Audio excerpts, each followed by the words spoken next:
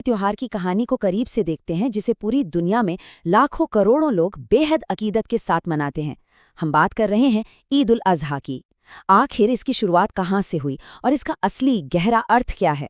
आइए आज इसी विषय की गहराइयों में चलते हैं। त्योहारों के इस माहौल में एक बड़ा ही बुनियादी सवाल अक्सर जहन में आता है कि आखिर ईद उल अजहा पर कुर्बानी क्यों की जाती है। आजकल हम देखते हैं कि लोग इस दिन एक साथ जमा होते हैं, खुशियां मनाते हैं, लेकिन इस परंपरा की जो असली वजह है वो इतिहास के पन्नों में कहीं बहुत गहरी छुपी हुई है। तो चलिए आज के इस दौर से थोड़ा पीछे चलते हैं और उन ऐतिहासिक पलों में झांकते हैं जहां से इसकी शुरुआत हुई थी और इस सवाल का जवाब तलाशते हैं। तो सबसे पहले बात करते हैं ईद उल अजहा के ऐतिहासिक महत्व की और इसके पीछे छुपे एक बेमिसाल समर्पण की। इस्लामी परंपरा में इस पर्व का सीधा ताल्लुक हज़रत इब्राहिम और उनके बेटे हज़रत इस्माइल की एक बहुत ही कड़ी और ऐतिहासिक परीक्षा से है। धार्मिक मान्यताओं के अनुसार ये जो कुर्बानी की प्रथा हम आज देखते हैं, दरअसल ये एक सुन्नत है, यानी एक ऐसी स्थापित परंपरा जो सीधे तौर पर उस खास ऐतिहासिक घटना और उस बेहद मुश्किल परीक्षा को सम्मान देने के लिए निभाई जाती है। आइए थोड़ा और आगे बढ़ते हैं और देखते हैं कि कड़ियां कैसे जुड़ती हैं और बात करते हैं हज़रत इब्राहिम के उस ख्वाब की जिसमें एक ईश्वरीय आदेश छिपा था। इस कहानी का जो बैकग्राउंड है ना, वो वाकई बहुत इमोशनल है। देखिए, एक लंबे अरसे तक हज़रत इब्राहिम की कोई औलाद नहीं थी। उन्होंने एक नेक औलाद के लिए ईश्वर से बहुत लंबी दुआएं की। फिर उनके जीवन में एक बड़ी खुशी का पल आया जब उन्हें हज़रत इस्माइल के रूप में एक बेटा नसीब हुआ। अब जाहिर सी बात है, इतने लंबे इंतज़ार के बाद मिली इस औलाद से उनका एक बहुत ही गहरा और अटूट भावनात्मक लगाव हो ही जाता है। लेकिन कहानी में एक बड़ा मोड़ आता है। जब इस्माइल थोड़े बड़े हुए तो हज़रत इब्राहिम ने लगातार ख्वाब में देखा कि वो अल्लाह के हुक्म से अपने उसी सबसे प्यारे बेटे को कुर्बान कर रहे हैं। अब यहाँ एक बात समझना ज़रूरी है। इस्लामी मान्यता के हिसाब से नबियों का जो ख्वाब होता है ना, उसे वही यानी ईश्वरीय संदेश माना जाता है। इसलिए उन्होंने तुरंत समझ लिया कि ये कोई आम सपना नहीं बल्कि एक सीधा आदेश है। एक ऐसा आदेश जिसने उनके इस सबसे गहरे लगाव को एक बहुत बड़ी चुनौती के सामने लाकर खड़ा कर दिया। आइए अब देखते हैं पिता और पुत्र के बीच हुए उस संवाद को जिसमें अटूट विश्वास की एक अनोखी मिसाल पेश की।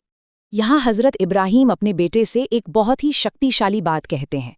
उन्होंने कहा, ऐ मेरे बेटे, मैंने ख्वाब में देखा है कि मैं तुम्हें ज़बह कर रहा हूँ।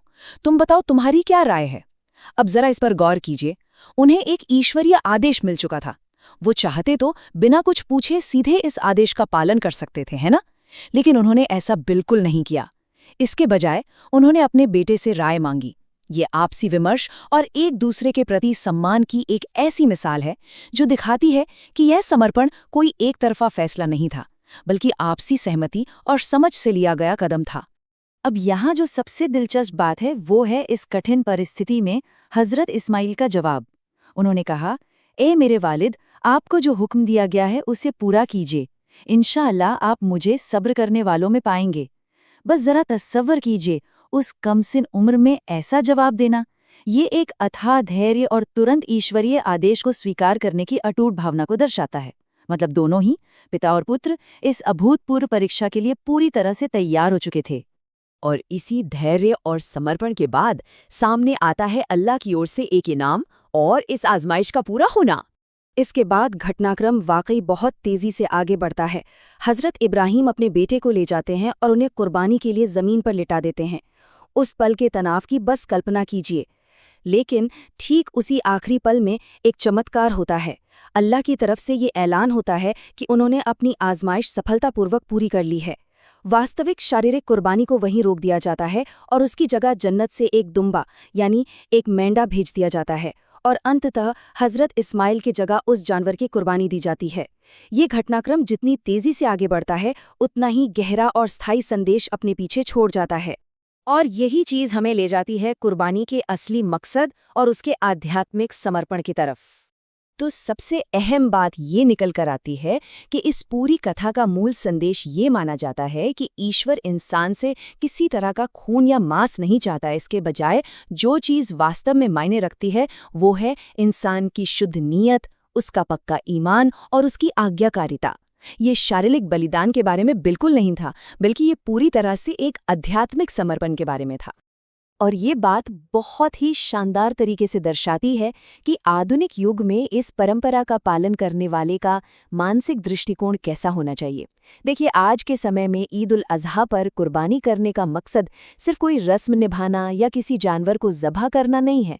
इसका असली अर्थ उस प्राचीन विकल्प से जुड़ा है। ये इस बात का प्रतीक है कि इंसान ईश्वर की राह में अपनी व्यक्तिगत और सबसे पसंदीदा चीज़ों को भी छोड़ने या कुर्बान करने का जज्बा रखे। दरअसल ये अपने मोह और व्यक्तिगत जुड़ाव को त्यागने की एक निरंतर प्रक्रिया है। अब इस पूरे विश्लेषण को एक ठोस आधार देने के लिए ये जानना आवश्यक है कि ये कथा आखिर आती कहाँ से है। ये कथा इस्लामी आस्था का एक मुख्य हिस्सा है और इसका स्पष्ट वर्णन कुरान के एक विशेष अध्याय में मिलता है, जिसे सूरे अस-साफ़ात कहा जाता है। ये कोई सामान्य कथा नहीं है, बल्कि एक दर्ज किया गया धार्मिक ग्रंथ का हिस्सा है, जिस पर करोड़ों लोगों की आस्था टिकी हुई है। जैसे ही हम आज के इस विश्लेषण के आखिरी हिस्से में पहुंचते हैं, एक बड़ा ही गहरा सवाल हमारे सामने आकर खड़ा होता है। एक उच्च उद्देश्य के लिए हम अपनी कौन सी पसंदीदा चीजें कुर्बान करने की इच्छा रख सकते हैं? हजरत इब्राहिम और इस्माइल की कहानी इतिहास के पन्नों में दर्ज सिर्फ एक घटना नहीं है। यह आज भी हम सभी के सामने एक बहुत ही प्रासंगिक सवाल खड़ा करती है। हमें सोचने पर मजबूर करती है कि जब किसी उच्च नैतिक या आध्यात्मिक उद्देश्य की बात आती है, तो क्या हम सच में अपने स्वार्थ या मोह को पीछे छोड़ सकते हैं? इस बेहद गहरे और विचारणीय सवाल के साथ आज का ये विश्लेषण हम यहीं समाप्त करते हैं। हमारे साथ जुड़ने के लिए बहुत बहुत धन्यवाद।